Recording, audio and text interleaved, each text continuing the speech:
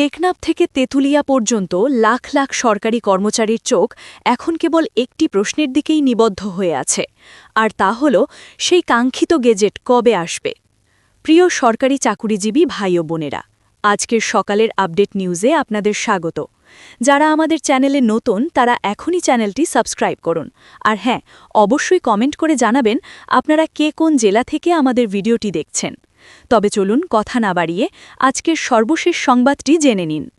গত 7টি বছর ধরে নানা প্রতিশ্রুতি, আশ্বাস আর বৈঠকের নামে এতবার তাদের আশার বেলুন ফোলানো হয়েছে এবং পরক্ষণেই তা চুপসে দেওয়া হয়েছে যে এখন সাধারণ কর্মচারীদের ধৈর্যের বাঁধ পুরোপুরি ভেঙে গেছে এবং তারা আর কোনো মৌখিক আশ্বাসে বিশ্বাস করতে রাজি নন। তবে এবারের পরিস্থিতি অতীতের যে কোনো সময়ের চেয়ে সম্পূর্ণ আলাদা এবং অনেক বেশি স্পর্শকাতর। এবার আর অপেক্ষা শুধু একটি কাগজের টুকরো বা সরকারি আদেশের জন্য নয়, এবারের অপেক্ষা তাদের অস্তিত্ব রক্ষা ও ন্যায্য অধিকার আদায়ের। নবম পে স্কেল শব্দটি শুনতে শুনতে সরকারি কর্মচারীদের কানে যেন তালা লেগে গেছে। সেই 2017 সাল থেকে যখন প্রথম এই পে স্কেলের মূলা ঝোলানো হয়েছিল, তখন থেকে আজকের দিন পর্যন্ত শুধুই প্রতিশ্রুতি দেওয়া হয়েছে, কিন্তু সেই প্রতিশ্রুতির কোনো বাস্তব প্রতিফলন ঘটেনি। মন্ত্রিসভা অনুমোদন দিয়েছে, জাতীয় বাজেটে অর্থ বরাদ্দ রাখা হয়েছে বলে ঘোষণা করা হয়েছে, কিন্তু সেই জাদুর হরিণখ্যাত গেজেট আর প্রকাশ হচ্ছে না, যা একজন সাধারণ কর্মচারীর জীবনে এবং তার পরিবারের মুখে হাসি ফোটানোর জন্য আসল পরিবর্তন আনতে পারে। সবার মনে এখন একটাই প্রশ্ন ঘুরপাক খাচ্ছে, সবকিছু ঠিক থাকার পরেও কেন এই রহস্যজনক বিলম্ব? 6 ফেব্রুয়ারির সেই অগ্নিগর্ভ দিনের কথা নিশ্চয়ই সবার মনে আছে। সেদিন সকাল 10টায় যখন হাজার হাজার সাধারণ কর্মচারী সচিবালয়ের সামনে জড়ো হয়েছিল, তখন তাদের হাতে ছিল শুধু নিজেদের দাবি সম্বলিত প্ল্যাকার্ড আর ব্যানার, কিন্তু তাদের চোখে মুখে ছিল গত 7 বছরে জমানো ক্ষোভ, বঞ্চনা আর অবহেলার ছাপ। তারা সরকারের কাছে একটি সোজা সাপটা উত্তর চাইতে এসেছিল যে কেন এত দেরি হচ্ছে এবং কেন এত টালবাহানা করা হচ্ছে। কিন্তু দুর্ভাগ্যজনকভাবে তারা সেদিন কোনো সদুত্তর পায়নি, বরং পেয়েছিল এক অসহ্য নীরবতা, এবং সেই নীরবতাই পরিস্থিতিকে মুহূর্তের মধ্যে আরও বিস্ফোরক ও নিয়ন্ত্রণের বাইরে নিয়ে গিয়েছিল। কিন্তু ঘটনার এখানেই শেষ নয়। সেদিন সন্ধ্যায় যখন আন্দোলনরত কর্মচারী প্রতিনিধি দলের সঙ্গে সরকারের উচ্চপদস্থ কর্মকর্তাদের জরুরি বৈঠক ডাকা হলো, তখন প্রথমবারের মতো পর্দার আড়ালের কিছু সত্য কথা বেরিয়ে এলো, যা আগে কখনো প্রকাশ্যে বলা হয়নি। জানা গেল গেজেট প্রকাশে আসলে আটকে আছে বেশ কয়েকটি জটিল প্রশাসনিক ও আইনি মারপ্যাঁচ, আর এই জটিলতাগুলো সমাধান না করলে, গেজেট প্রকাশ করলে পুরো পে স্কেল বাস্তবায়ন প্রক্রিয়াটি বড় ধরনের ঝুঁকিতে পড়তে পারে। এবার শুনুন আসল এবং বিস্তারিত কথা, যা জানাটা প্রত্যেক কর্মচারীর জন্য জরুরি। নবম পে স্কেলের যে খসড়া কাঠামো নীতিগতভাবে অনুমোদিত হয়েছে, সেখানে বিদ্যমান 20টি গ্রেড থেকে কমিয়ে মাত্র 10টি গ্রেডে নামিয়ে আনা হয়েছে পুরো বেতন কাঠামোকে। এই গ্রেড কমানোর বিষয়টি আপাতদৃষ্টিতে সহজ মনে হলেও এর বাস্তবায়ন অত্যন্ত জটিল। এতে একদিকে যেমন পদোন্নতির সুযোগ ও ধাপগুলো সহজ হবে বলে দাবি করা হচ্ছে, অন্যদিকে মধ্যবর্তী কিছু গ্রেডের কর্মচারীদের জন্য এটি বড় ধরনের সমন্বয়হীনতার ঝুঁকি তৈরি করেছে।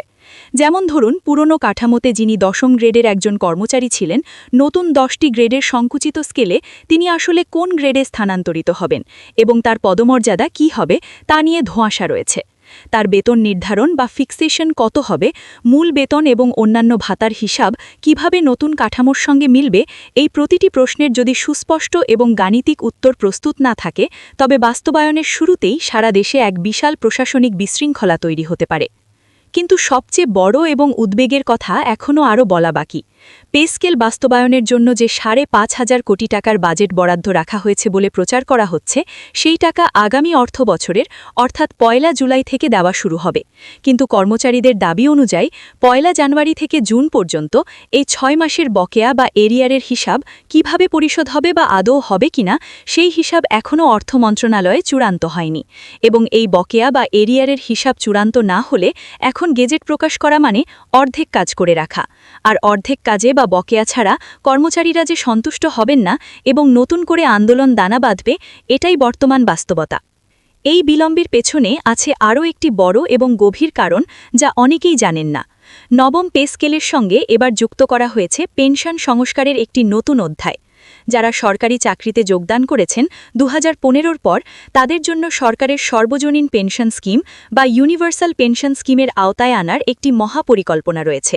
কিন্তু এই নতুন স্কিমের সঙ্গে প্রচলিত পে স্কেলের সমন্বয় করতে হলে আলাদা আইনিগত পদক্ষেপ এবং বিধিমালার সংশোধন প্রয়োজন। সেই আইনি কাঠামো এবং বিধিমালা এখনও পুরোপুরি তৈরি হয়নি বা ভেটিং সম্পন্ন হয়নি। ফলে এখন যদি তড়িঘড়ি করে গেজেট প্রকাশ করাও হয়, তবুও পেনশন সংক্রান্ত বিধি কার্যকর করা সম্ভব হবে না এবং এটা ভবিষ্যতে অবসরে যাওয়া কর্মচারীদের জন্য আরেকটি বড় আইনি জটিলতা তৈরি করবে। এবার পরিস্থিতি আরও জটিল আকার ধারণ করেছে। 6 ফেব্রুয়ারির সেই রুদ্ধদ্বার বৈঠকে সরকারের পক্ষ থেকে জানানো হয়েছে যে ফেব্রুয়ারি মাসের শেষ সপ্তাহে গেজেট প্রকাশের সর্বাত্মক চেষ্টা চলছে। কিন্তু এই চেষ্টা শব্দটি এখন কর্মচারীদের বিশ্বাস নষ্ট করছে এবং তাদের ক্ষোভের আগুনে ঘি ঢালছে, কারণ গত 7 বছরে এই চেষ্টা শব্দটি শুনতে শুনতে তাদের কান পচে গেছে। এবার তারা চায় সুনির্দিষ্ট তারিখ এবং ক্যালেন্ডারের পাতায় দাগ কাটা দিন। তারা চায় নিশ্চিত লিখিত প্রতিশ্রুতি, আর কোনো অস্পষ্ট বা ধোঁয়াশাপূর্ণ কথা নয়। এবং এখানে আরেকটি অত্যন্ত গুরুত্বপূর্ণ এবং কারিগরি বিষয় রয়েছে যা অনেকেই বুঝতে পারছেন না। 1 জুলাই থেকে পূর্ণাঙ্গ বাস্তবায়নের যে ঘোষণা করা হয়েছে সেটা শুনতে ভালো লাগলেও সমস্যা হলো, যদি এই ফেব্রুয়ারি মাসের মধ্যেই গেজেট প্রকাশ না হয় তাহলে প্রশাসনিক প্রস্তুতি নিতে অনেক সময় লেগে যাবে। প্রতিটি মন্ত্রণালয় ও দপ্তরে নতুন বেতন কাঠামো অনুযায়ী লক্ষ লক্ষ কর্মচারীর হিসাব করতে হবে।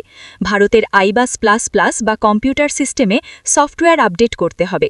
প্রতিটি কর্মচারীর সার্ভিস বুক ধরে নতুন বেতন স্কেল নির্ধারণ বা ফিক্সেশন করতে হবে।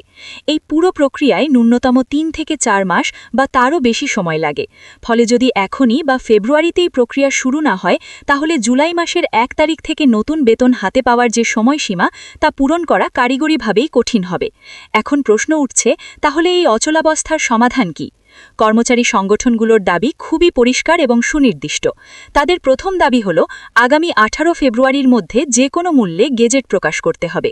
দ্বিতীয়ত, 1 জানুয়ারি থেকে কার্যকর ধরে 6 মাসের বকেয়া বা এরিয়ার পরিশোধের সুস্পষ্ট সময়সীমা ঘোষণা করতে হবে। তৃতীয়ত, পেনশনারদের জন্য নতুন স্কেল অনুযায়ী পেনশন পুনর্নির্ধারণের বিষয়টি মানবিক বিবেচনায় আনতে হবে। এবং চতুর্থত, পদোন্নতির কঠিন নিয়ম নিয়ে আবার আলোচনা করে তা শিথিল করতে হবে। এই 4টি দাবি পূরণ না হলে তাদের আন্দোলন থামবে না। দীর্ঘ 7 বছরের অপেক্ষা শেষে এসে কর্মচারীরা আর কোনো অস্পষ্টতা বা ধূম্রজাল মানতে রাজি নন। তারা চান সুনির্দিষ্ট উত্তর এবং সুস্পষ্ট সময়সীমা।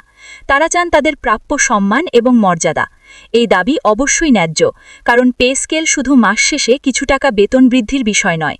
এটা একটা কর্মচারীর সামাজিক মর্যাদার বিষয়। এটা তার পরিবারের ও শিশুদের ভবিষ্যৎ নিরাপত্তার বিষয়।